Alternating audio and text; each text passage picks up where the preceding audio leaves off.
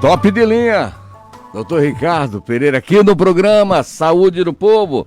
E deixamos uma pergunta no ar, doutor, por favor. Então, Evaristo, a Fabíola tem história familiar de doença cardíaca. Apesar dela cuidar bem da alimentação, depois que entrou na menopausa, o colesterol dela aumentou e ela começou, o médico dela prescreveu remédio para o colesterol. Depois ela pergunta se o risco dela é alto.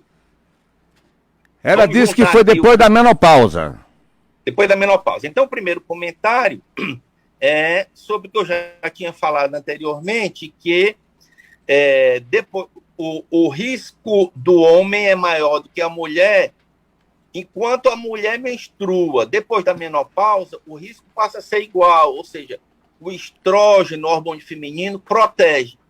Mas é interessante, Evaristo, a ciência, que assim, apesar do estrógeno proteger, então se achou que se dando estrógeno, através de comprimido, a pessoa diminui o risco cardiovascular, seria lógico. Mas os estudos mostraram que não.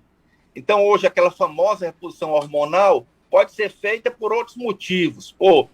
Dar uma qualidade de vida melhor à mulher, diminuir a quantidade de fogacho, etc. Mas não vai reduzir a incidência de doença cardiovascular.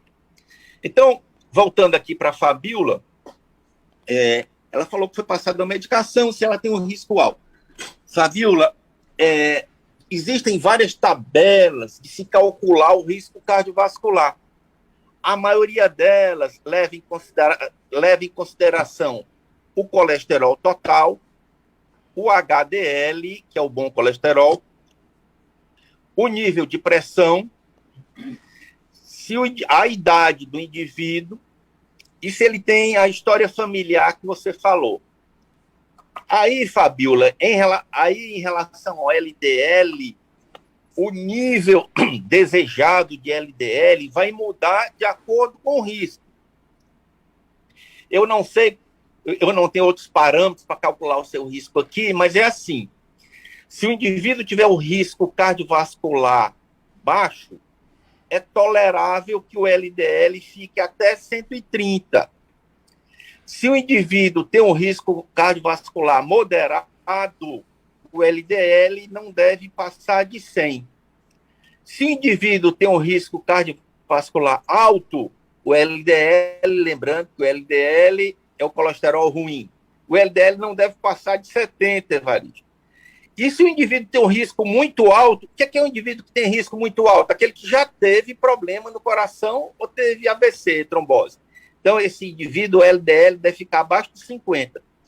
Então, é comum, Evaristo, Fabíola, o paciente chegar no consultório e dizer assim, meu colesterol tá bom, doutor, olhei aqui pela tabela, tá bom. Aí a gente vai dizer, olha, você precisa primeiro ver em que faixa de risco você está. Porque dependendo da faixa de risco que você está, o LDL, colesterol, pode estar bom ou não. Então, depende do risco cardiovascular do indivíduo. Ok, olha aí, bombando aqui o nosso WhatsApp. O nosso WhatsApp é o 9609-0099. A pergunta é de quem? De Mauro do Passaré. Doutor Ricardo, sinto dores de cabeça e dores mais na nuca, frequentemente. Pode ser da pressão arterial? Mauro no Passaré. Mauro, essa dor de cabeça que se localiza atrás da cabeça, perto da nuca, que nós chamamos de região occipital, ela é relativamente frequente na hipertensão, mas até hoje ainda existe uma dúvida se a hipertensão pode causar dor de cabeça mesmo. Porque às vezes, Mauro, pode acontecer o contrário. Às vezes não é a hipertensão que está levando a dor de cabeça. É a dor de cabeça, aquele incômodo que eleva a pressão. Então, isso não está ainda bem estabelecido na cardiologia. Muito obrigado aí o Diego em Carvalhos, interior de Minas Gerais, pelo YouTube ligado aqui no programa. Ele está aí toda a programação aqui da Rádio Povo CBN. E a Fabíola agradece. Muito obrigado. Realmente, o meu médico quer que o meu LDL fique em 60. Muitíssimo obrigado, Fabíola. Tá, essa é a resposta de um professor aqui para você, corroborando com o colega dele, ok? Tem uma pergunta aqui, doutor, do Alcélio, do Meirelles. Pergunta o seguinte: doutor Ricardo, é verdade que o coração de um atleta é maior ou isso é um mito? Alcélio, depende do atleta e depende do tipo de exercício que ele faz. As alterações no coração do atleta vão acontecer geralmente em atletas de alto rendimento. Não é esse exercício físico que a gente faz na academia 3, 4 vezes por semana, não vai alterar. São os atletas de alto rendimento. Então é assim, os exercícios aeróbicos, como a corrida, principalmente a corrida de longa distância, maratona, pode levar um pouco de dilatação do coração.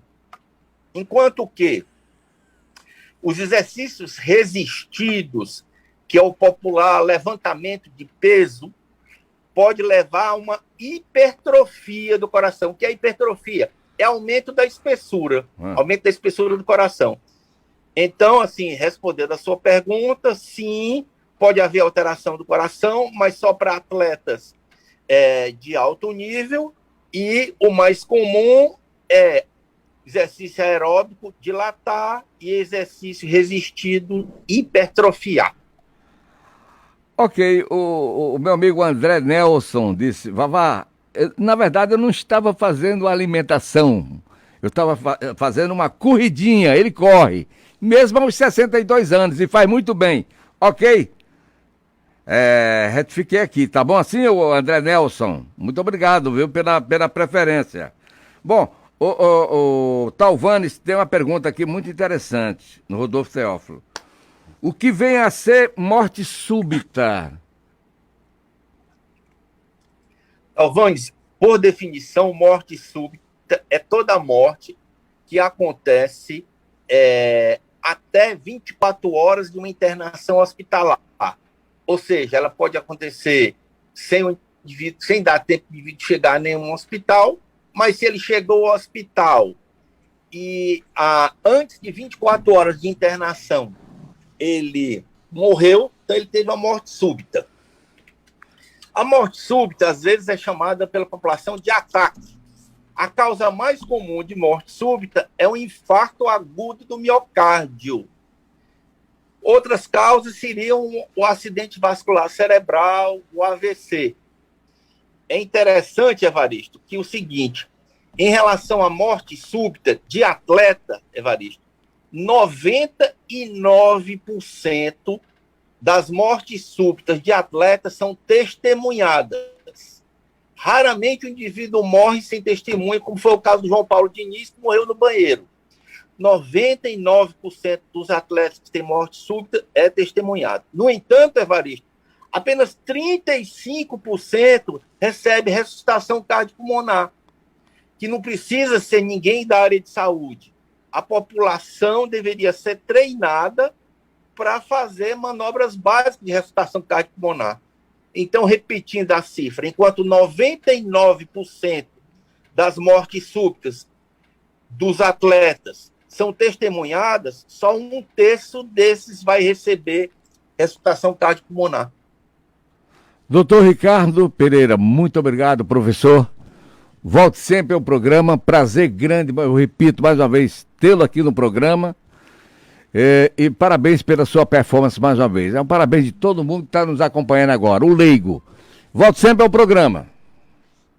Muito obrigado, é um prazer renovado estar aqui. Não é para menos que ser chamado de Vavá Maravilha. Tá bom, forte abraço. Áudio Adalto Rosa, que o doutor inclusive chamou o Djavan, né? Pois é. Produção Alan Dantas, Emily Salles, Kelly Alves, que mais? A direção de jornalismo, Jocélio Leal. Apresentação, Evaristo Nogueira. Sábado, se Deus permitir, estaremos aqui de volta com um novo tema na medicina, no programa Saúde do Povo. Na sequência, Repórter CBN e Revista CBN. Forte abraço, bom final de semana e fiquem com Deus e usem máscara. Tchau.